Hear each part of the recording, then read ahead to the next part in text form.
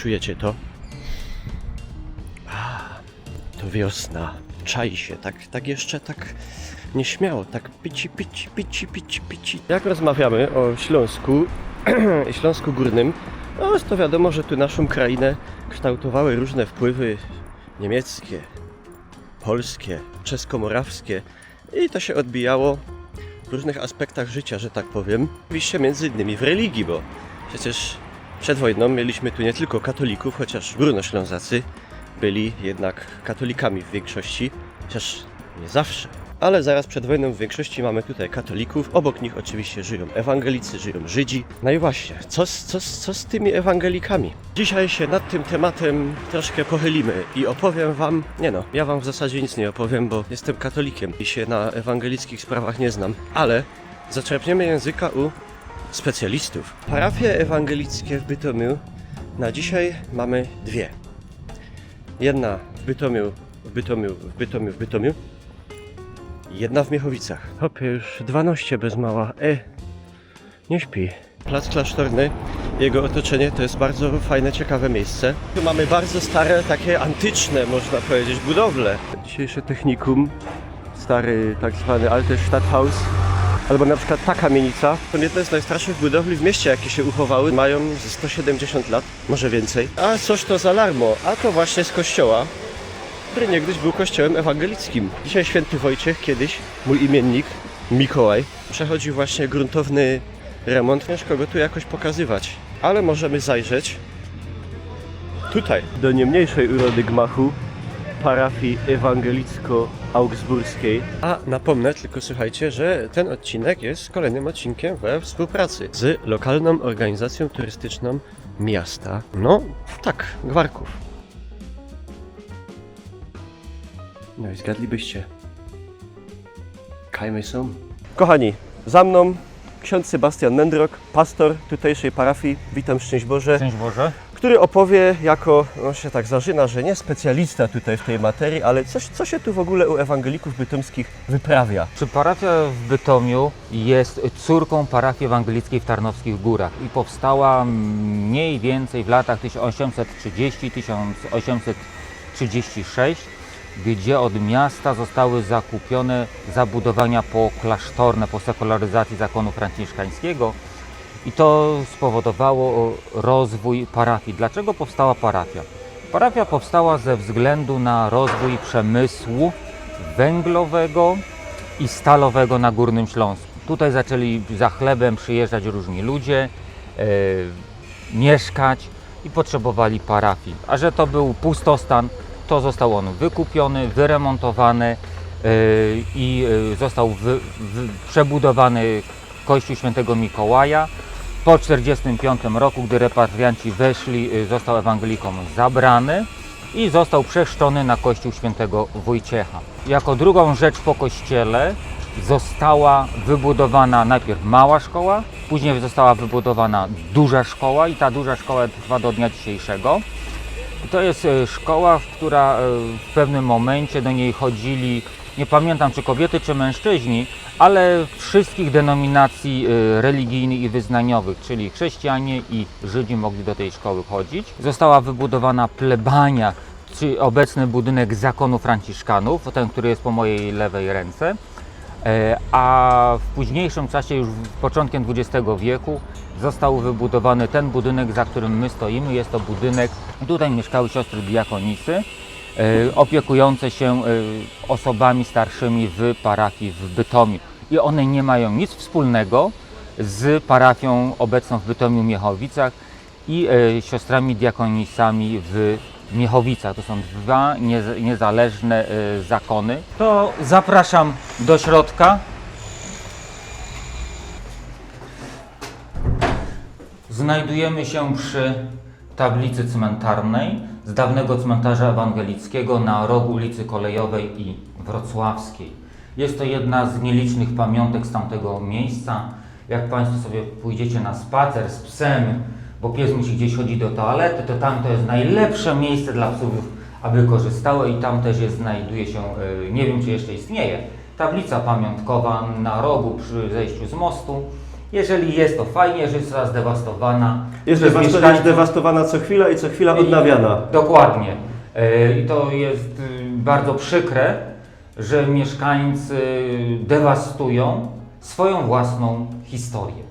Ja zapraszam teraz do kaplicy. Jesteśmy w kaplicy, w której odbywają się nabożeństwa ewangelickie od roku mniej więcej 45-46. W latach 45-47 parafia liczyła, nie wiem, tak gdzieś około 3-4 tysięcy ludzi. Do 45 roku nawet 11 tysięcy ludzi. Po 45 roku dużo ludzi wyjechało, a w latach 45-47 akcja Wisła i relokacja ludności z Kresów Wschodnich polskich i Kresów Wschodnich niemieckich doprowadziła do dużego spadku liczebności parafian i teraz parafia jest parafią bardzo, bardzo, bardzo małą. A jakim odsetkiem wszystkich mieszkańców Bytomia byli przed wojną ewangelicy? Niedużym, nie? To jest jakieś około 10, mniej niż 10% chyba. Coś takiego. 15% było przed wojną, teraz to jest mniej niż promil. Czy w tej, jak każdy kościół, czy każdy budynek sakralny w kościele ewangelickim charakteryzuje się skromnym wnętrzem. Tutaj pierwotnie były piękne witraże, ale w latach 80., może początek lat 90., kamienie latały, może nawet lata 70., kamienie latały i te witraże zostały powybijane, zostały tylko resztki tych witraży. Niech Pan tu zrobi nagrania tych okien do góry. To są resztki pięknych witraży, a witraż w prezbiterium to jest rzecz wtórna. Przed 1945 rokiem w tym pomieszczeniu było przedszkole dla dzieci. I jeszcze w latach 2020, czy tam 2015, w 2015 roku likwidowałem ostatnie haczyki na dziecięce ubrania, bo już były kompletnie niepotrzebne i zostały zlikwidowane. Po mojej prawej ręce, niech Pan podejdzie, jest tablica pamiątkowa poświęcona pierwszemu powojennemu pastorowi, proboszczowi tejże parafii, księdzu Henrykowi Wegenerowi Wojnowskiemu, który był jednocześnie redaktorem Strażnicy Ewangelickiej, a później tą Strażnica Ewangelicka zamieniła się w Zwiastun Ewangelicki. Jest to czasopismo ogólnokościelne, on był pierwszym redaktorem tutaj w parafii w Bytomiu, było to pisane. Nawet jeszcze jest stary powielacz po księdzu Wegenerze Wojnowskim i za chwilę go Państwu pokażę, jeżeli jest pod ręką. On czasami jest w muzeum wystawiany, w różnych muzeach, czy górnośląskim, czy w Tarnowskich Górach. Tu są jeszcze jakieś tam rzeczy, a tu jest notatka z ostatniej wystawy. No, to jest taki artefakt niezły. Tak. Ksiądz Henryk Wegener Wojnowski leży na cmentarzu tutaj w Bytomiu. Zmarł bardzo młodo. Jest wnukiem księdza biskupa Juliuszego Burszego, przedwojennego biskupa, który zginął w Dachau, a ksiądz Wegener Wojnowski wcześniej zmarł ze względu, że też był w Dachau i przechodził różnego rodzaju eksperymenty naukowe na swoim ciele, dlatego też młodo zmarł. Także jakby ksiądz posprawiał coś w ogóle, o co chodzi, kim są ewangelicy w zasadzie, tak? O co w tym chodzi wszystkim? Jeżeli chodzi o ewangelików, ewangelicyzm, to myślę, że młodzież szkolna ma jakieś pojęcie, bo w szkole ma lekcje o reformacji. Jest to związane... to są mocne słowa, że ma pojęcie dzięki temu, nie? Ja... To powinna mieć może minimalne pojęcie o ewangelicyzmie, o Marcinie Lutrze, o reformacji. I Kościół luterański, ewangelicko-augsburski jest związany właśnie z księdzem doktorem Marcinem Lutrem i jego reformą Kościoła, chęcią naprawy Kościoła. No niestety ówcześni możnowładcy nie zrozumieli jego intencji, bo były zbyt szokujące dla ówczesnych ludzi, aby przeprowadzić takie reformy, jakie on wtedy chciał przeprowadzić. Te reformy Marcina Lutra przeprowadzono i przeprowadza się nadal na bieżąco w Kościele Ewangelickim. Nie wypowiadam się o inne kościoły, ale Kościół Ewangelicki stale, ciągle, bez przerwy reformuje się, zmienia się. Można powiedzieć, że idzie z duchem czasu. Kościół ewangelicki charakteryzuje się tym, że ma 2 sakramenty ustanowione przez Jezusa Chrystusa. Pierwszy sakrament to Komunii Świętej ustanowiony w wieczerniku i drugi sakrament ustanowiony podczas wniebowstąpienia Jezusa Chrystusa w czwartek. I mówiąc, idźcie wtedy i czyńcie uczniami wszystkie narody, chrzcząc w imię Ojca i Syna i Ducha Świętego. I w Kościele Ewangelickim są to 2 podstawowe sakramenty, więcej ich nie ma. My mamy sporo więcej. Ja tam nie wiem, gdzie jest więcej, gdzie jest mniej. Ja wiem, ile jest u mnie w Kościele sakramentów i te sakramenty są ustanowione przez Jezusa Chrystusa, gdzie pod niewidzialną Bożą łaską jest ukryty widzialny znak, czyli w sakramencie Komunii Świętej opłatek i wino wierni spożywają, a chrzest święty to oczywiście woda i działanie Ducha Świętego na człowieka. Jak tutaj było ogrywane, też nie widać nigdzie obrazu, No właśnie. bo Kościół jest takim, można powiedzieć, trochę surowym, ale najważniejsze w Kościele Ewangelickim jest Słowo. Słowo Boże, tylko Słowo, tylko Jezus Chrystus, tylko Boża łaska i to są pryncypia ewangelicyzmu. Dlatego Kościół ewangelicki przeważnie jest krzyż z ukrzyżowanym Jezusem Chrystusem, który umiera za grzechy człowieka i przez zmartwychwstanie Pan Jezus wybawia człowieka od grzechu, śmierci i władzy szatana. Widać po kolorach antependiów, że jest fioletowy, to znaczy, że nagrywka jest robiona w czasie pasyjnym, w czasie przygotowywania się do śmierci i zmartwychwstania Jezusa Chrystusa.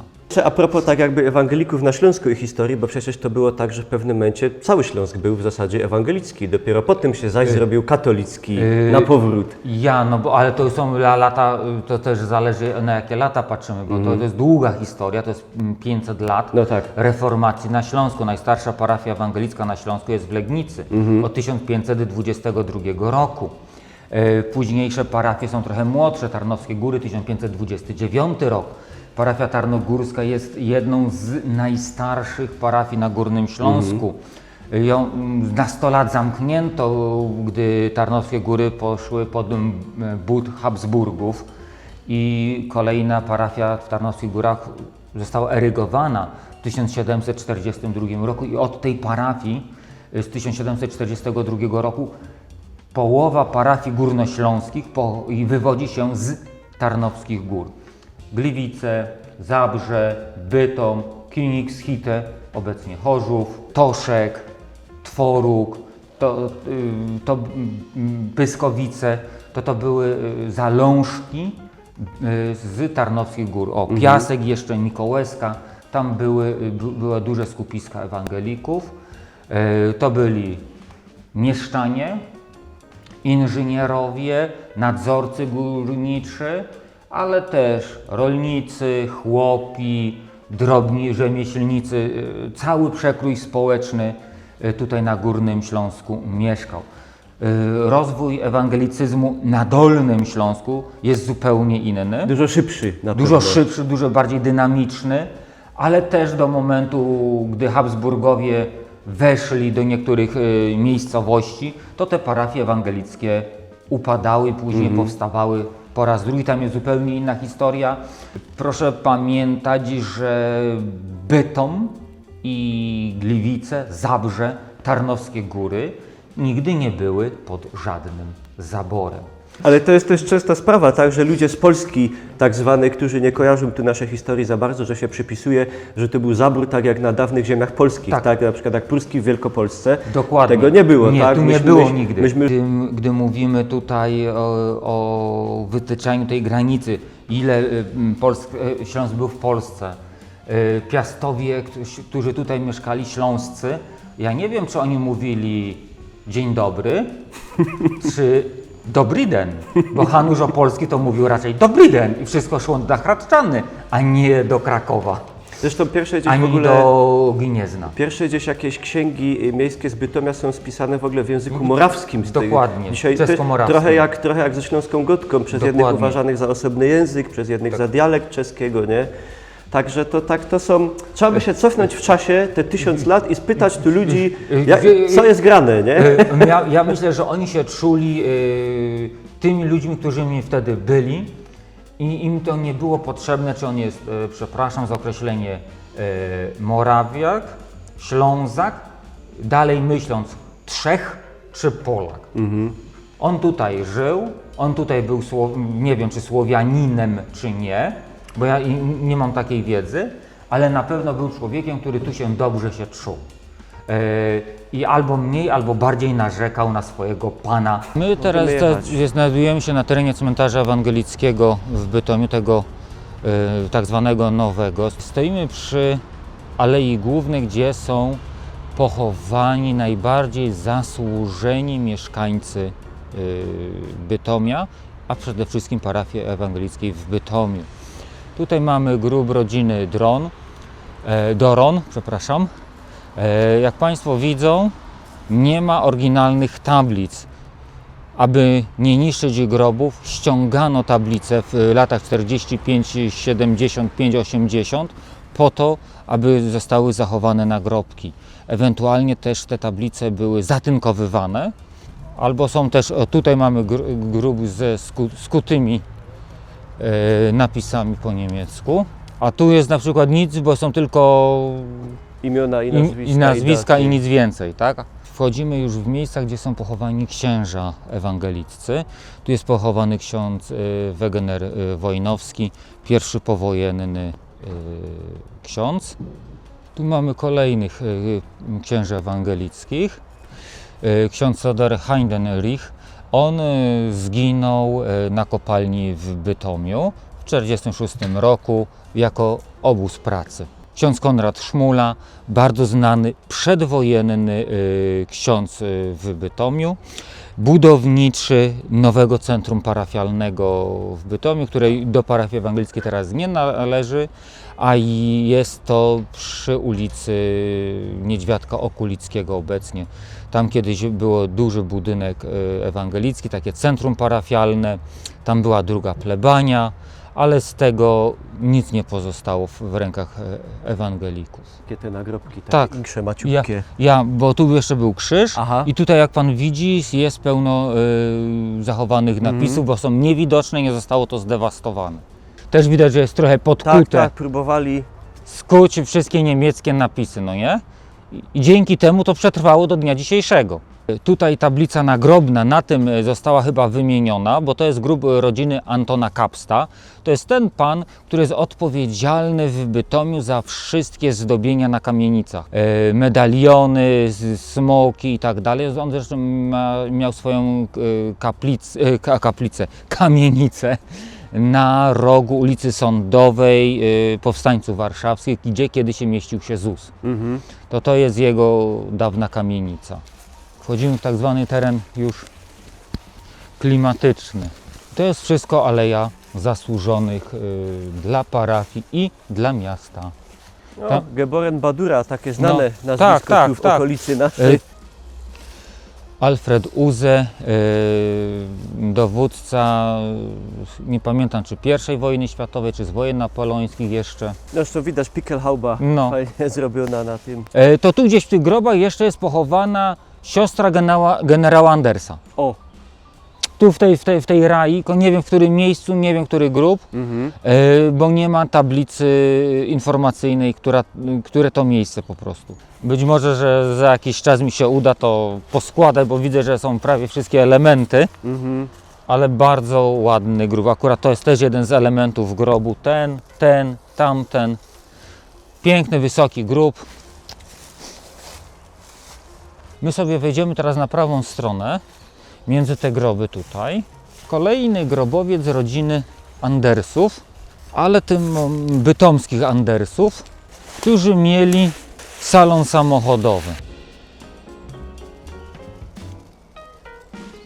Tu się zachowały napisy Tak, fajnie wszystkie. no, bo nie był na oczach. Mhm. Pierwszy cmentarz ewangelicki powstał w XIX wieku, w drugiej połowie, przy zbiegu ulic obecnie Kolejowej i Wrocławskiej. I ten cmentarz był cmentarzem czynnym mniej więcej do lat 30. XX wieku. Pod wpływem pana doktora Schuberta, o ile dobrze powiedziałem jest, nazwisko, Schuberta. pod wpływem pana doktora Schuberta, bytomskiego znanego ginekologa, ewangelika, cmentarz został zamknięty i przeniesiono cmentarz tutaj. Został tamten cmentarz do 45 roku, 47 roku. Można było dochowywać tylko do istniejących grobów. A później, jak przyszła nowa władza, nowa historia, cmentarz został zamknięty. Zostały zabrane klucze do cmentarza ewangelickiego. Przejął to Skarb Państwa i w latach 70. został zrównany z ziemią, bo w tamtym miejscu miano wybudować biurowiec związany z górnictwem w Bytomiu. Do dnia dzisiejszego biurowca nie wybudowano. Tablice z imionami, nazwiskami pościągano i nie wiadomo, co z nimi się stało, a groby do dnia dzisiejszego są na tym cmentarzu.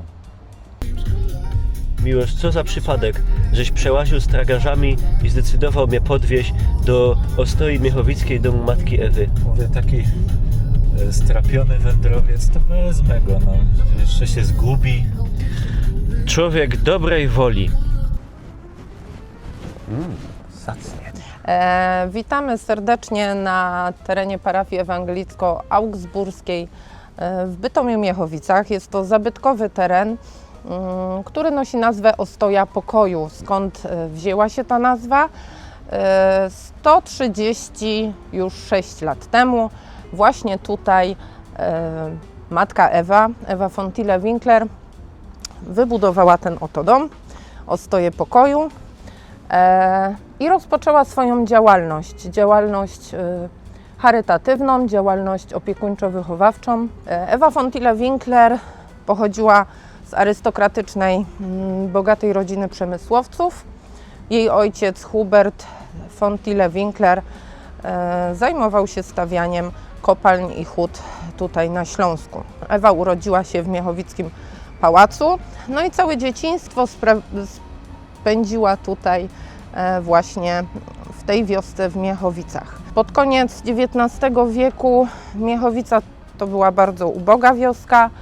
Ludzie tutaj żyli naprawdę biednie, skromnie i Ewa dostrzegała tych ludzi. No i już swoją działalność rozpoczęła właśnie w pałacu. Gotowała w jednym pomieszczeniu dzieciom zupę mleczną, a w drugim szyła dla dzieci ubrania. Ale to jej nie wystarczało. Wymykała się z pałacu i doglądała tutaj tą ludność z okolicznych wiosek, pomagała im, no robiła na tyle, ile może wtedy jako kilkunastoletnia dziewczyna. W wieku 17 lat Ewa przystąpiła do konfirmacji, wyjechała do Bielefeld uczyć się pielęgniarstwa, ponieważ chciała, żeby ta opieka, którą tutaj udziela, była fachową. Kiedy wróciła z Bielefeld, jej ojciec postanowił pomóc jej w spełnieniu największego marzenia, czyli nieść pomoc drugiemu człowiekowi. I tak na gwiazdkę w 1888 roku, kiedy rodzina spędzała święta w swojej posiadłości w Mosznej, ponieważ zamek w Mosznej również wtedy należał do rodziny von Tille-Winkler. Do dzisiaj stoi, można go Do zwiedzać. dzisiaj stoi, można zwiedzać, tak. No 99 wież, 365 komnat, piękny park, więc Hubert postanowił dać Ewie prezent gwiazdkowy. Tym prezentem gwiazdkowym były plany właśnie Ostoi Pokoju.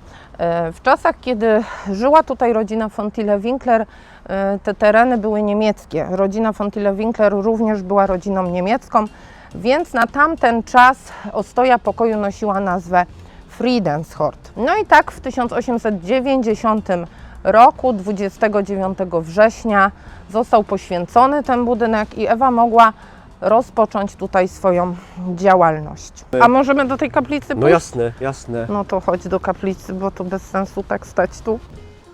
Dobra. Znajdujemy się w kaplicy. 29 września tutaj w tej kaplicy odbyło się uroczyste nabożeństwo. Na to nabożeństwo zostali zaproszeni najbiedniejsi mieszkańcy Miechowic. Po tym nabożeństwie również ci mieszkańcy zostali zaproszeni na uroczystość. Nie wiemy, czy to była kolacja, czy to był jakiś obiad, czy tylko sama kawa i ciastko. No i do stołu podawała im Ewa i jej rodzeństwo. Ewa miała 4 braci i 4 siostry. Była 8. dzieckiem swoich rodziców, czyli Waleski i Huberta. No i tak naprawdę na tamten czas to, że szlachta, tak, czy arystokracja usługiwała biednym i podawała im do stołu, no to na tamte czasy to było raczej Skandaliczne i nietypowe. skandaliczne, nietypowe i niecodzienne, a Ewa już gdzieś przełamywała te bariery. Ewa straciła swoją ukochaną mamę Waleskę w wieku 13 lat. Kiedy miała 25 lat, to należał jej się majątek po niej, więc Ewa cały ten majątek oddała właśnie potrzebującym. Nawet nie, że podzieliła się nim, ale po prostu wszystko, co miała, oddała na rzecz pomocy drugiemu człowiekowi. Te witraże zostały Ewie podarowane przez jej rodzeństwo, o czym świadczą tutaj te napisy. Ten witraż został Ewie podarowany przez jej brata Franza Huberta. Tutaj z kolei mamy witraż podarowany Ewie przez jej siostrę Helenę Bismarck. No Ewie nie wystarczało, tak? Nie wystarczał jej ten dom i w ciągu roku razem z Ewą tutaj w tym miejscu zamieszkało 40 osób, były to głównie dzieci. No a 2 lata później powstały kolejne budynki. Była to świetlica środowiskowa, przedszkole i żłobek oraz szpital imieniem Waleska. Powstał tutaj dom dziecka, była szkoła szycia, szkoła gospodarstwa domowego dla dziewcząt, było schronisko dla mężczyzn, był dom samotnej matki, więc jaka była akurat potrzebna pomoc, taką Ewa organizowała tutaj na tym terenie. To są pierwsi mieszkańcy właśnie Ostoi Pokoju i tu jest Ewa. Aha. Czyli datowane jest to zdjęcie na jaki rok? 1890, no pewnie 1890, bo Ewa w tym samym roku, w którym został ten dom wybudowany, tutaj zamieszkała.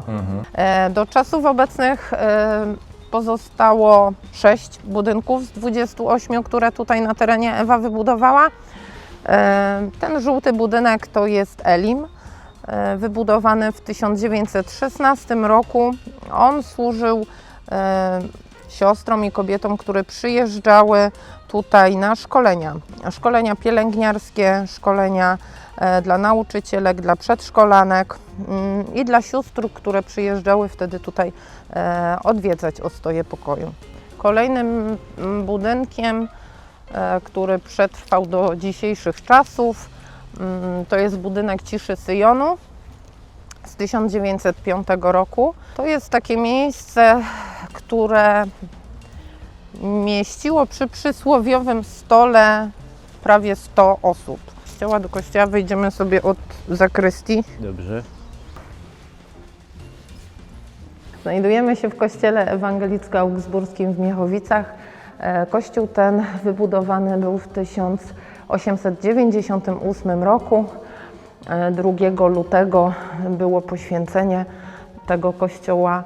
Ewa, kiedy wyjechała do Bielefeld uczyć się pielęgniarstwa, często chodziła do podobnego kościółka i zamarzyła sobie, że jeśli będzie jej dane wybudować kościół w Miechowicach, to będzie on właśnie wzorowany na tym kościele z Bielefeld. W tych witrażach dużych po boku są wymienione niektóre elementy, natomiast te za ołtarzem są witrażami oryginalnymi w w całości. Szczególną uwagę tutaj w kościele zasługuje również ołtarz.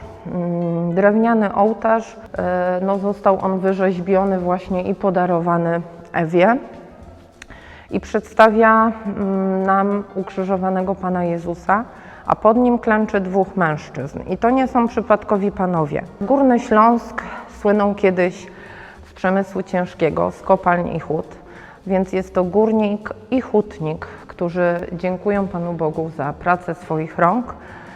I jest to naprawdę taki prawdziwie śląski ołtarz. No i jeszcze taka ciekawostka, skąd w ogóle wziął się ten przydomek Matka Ewa. Nie tylko dlatego, że Ewa była matką dla wszystkich tutaj, nie tylko dzieci, bo i dla tych staruszek, ale kiedy Ewa była jeszcze młodą arystokratką i biegała po Miechowicach i pomagała tym potrzebującym, nosiła im leki, nosiła manaszki z jedzeniem, no to te omy wołały na nią Frelka. No, zaś przyszła ta nasza Freliczka, nas odwiedzić. No i tak ją mianowały. No, kiedy Ewa została siostrą diakonisą, to one go dają ja, teraz to już nie wypada go dać ci Frelka. Tyś już teraz nie jest nasza Freliczka, tyś jest teraz nasza Muterliczka. No, od słowa muter, wiadomo, z języka niemieckiego to słowo matka tak przylgnęło już do Ewy i z nią zostało. W 1930 roku Ewa już mocno chorowała. Zresztą to chorowanie się tak za nią ciągnęło już od lat takich młodzieńczych, kiedy była nastolatką. Ewa nie potrafiła sobie poradzić ze śmiercią mamy, która zmarła, kiedy Ewa miała 13 lat. Wtedy ciężko zachorowała. No i tak później to chorowanie się za nią ciągnęło. W 1930 roku mocno podupadła na zdrowiu. Przebywała w szpitalu we Wrocławiu, ale bardzo chciała wrócić tutaj właśnie do Miechowic, do tego swojego ukochanego miejsca na ziemi. Lekarz wyraził na to zgodę i Ewa tutaj wróciła w maju, a 21 czerwca już zmarła. Zażyczyła sobie, żeby na jej grobie znalazł się tylko kamienny krzyż, a na nim napis Ancilla Domini. Jest to łacińska nazwa, a w tłumaczeniu na język polski znaczy służebnica pańska. Ponieważ całe życie Ewy to była służba Panu Bogu i służba drugiemu człowiekowi. Teraz znajdujemy się przed domkiem Matki Ewy. To był prywatny dom Ewy.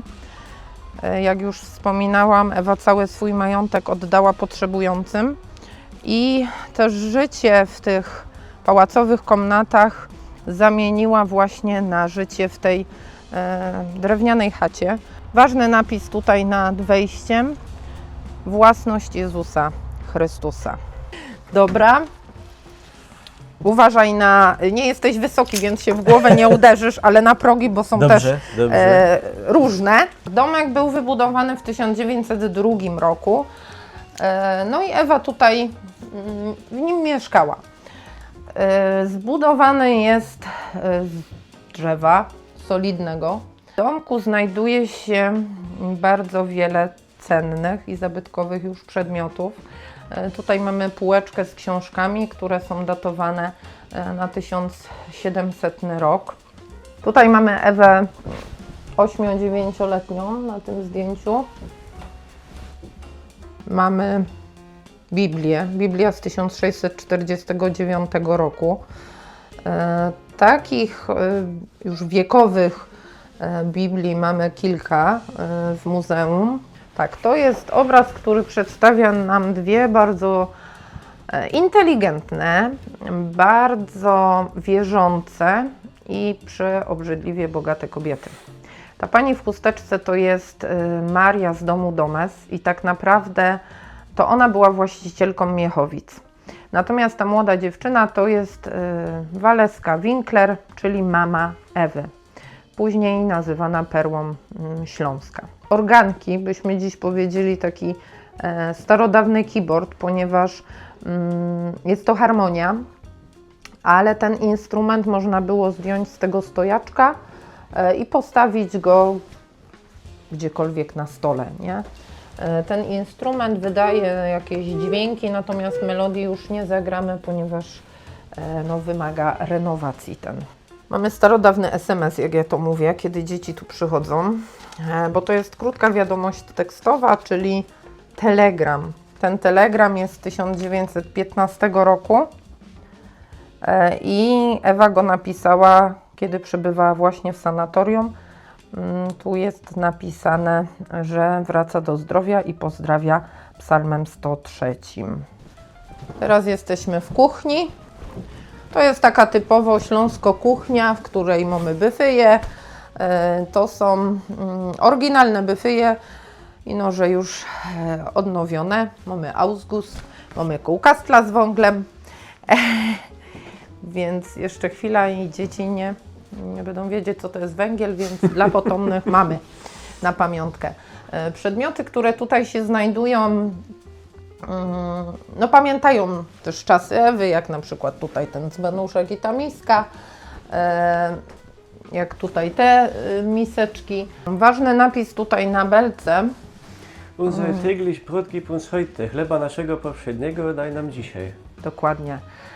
I nie tylko o chlebie tu mowa, bo jesteśmy w kuchni, ale też dlatego, że dla Ewy było najważniejsze i priorytetowe to, aby każdy, kto przybędzie na ten teren, został nakarmiony, odziany i znalazł dach nad głową na tak długo, jak będzie tego potrzebował. Pomału niespotykana, nie? Mamy fotokomórki i nie wiadomo co. Niemały pęk kluczy. No 28 domów, nie? Więc myślę sobie, że to i tak jest jakaś jedna, któraś tam. No i one sobie tak z takim pękiem przy boku chodziły. Oprócz tych zakładów opiekuńczo-wychowawczych w Miechowicach i tych rodzinnych domów dziecka, Ewa prowadziła też działalność misyjną. Siostry służyły tak naprawdę na 4 kontynentach. Mamy laleczkę przywiezioną z Indii, ponieważ tam siostry również służyły. Ta laleczka jest ubrana w oryginalny strój sari. Miała nawet pomalowane rączki henną, tylko wiadomo, no, ząb czasu już je nam tutaj zmazał.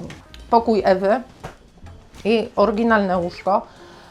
Tutaj ten pokoik jest w takim układzie, jak Ewa miała, tak? My kobiety wiecznie nie wiemy, co na siebie włożyć. Siostry nie miały tego problemu, nie? One miały 3 rodzaje sukienek, czarna, granatowa, szara, więc nie potrzebowały dużej szafy. Ewa oprócz tego ogromnego daru pomagania miała też dar pisania. Swój pierwszy wiersz napisała w wieku 7 lat. Wydała tomik wierszy Soli Deo Gloria. To też ważne, Ewa znała francuski i angielski. No, niemiecki to był jej Muttersprache. Nauczyła się też godać po naszemu. Myślała, że się uczy polskiego, a potem się okazało, że to jednak Trochę inny język. trochę inny język, ale nasz tutaj, stąd. A tutaj mamy pokoik ambulatoryjny i tak naprawdę, kiedy Ewa tutaj mieszkała, to te 2 pokoje na górze były jej prywatnymi pokojami, natomiast ten pokój ambulatoryjny znajdował się w tej dużej sali na dole. To była sala kolorowa, no ale mimo, że tutaj naprawdę było dużo budynków, które służyły pomocy, to Ewa jeszcze w tym swoim małym domku prywatnym musiała stworzyć takie miejsce doraźnej pomocy. W Miechowicach nie było prądu, nie? Ewa swoją działalność zaczęła w 1890, więc przez te wszystkie lata jakoś sobie musiały radzić bez elektryczności. No ja podziwiam, szapoba. No a to jest właśnie taki podgrzewacz do łóżka już na prąd. To są instrumenty medyczne, które się zachowały, a którymi siostry leczyły.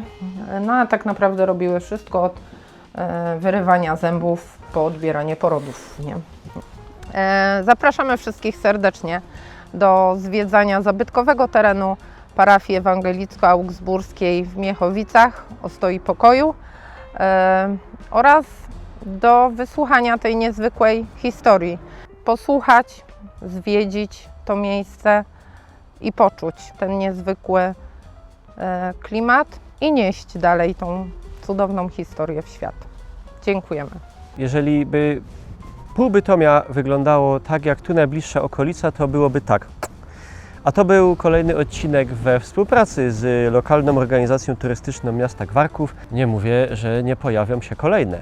Także zachęcam zostawić łapkę w górę, komentarza i wydymy, jak się to godo po śląsku in touch.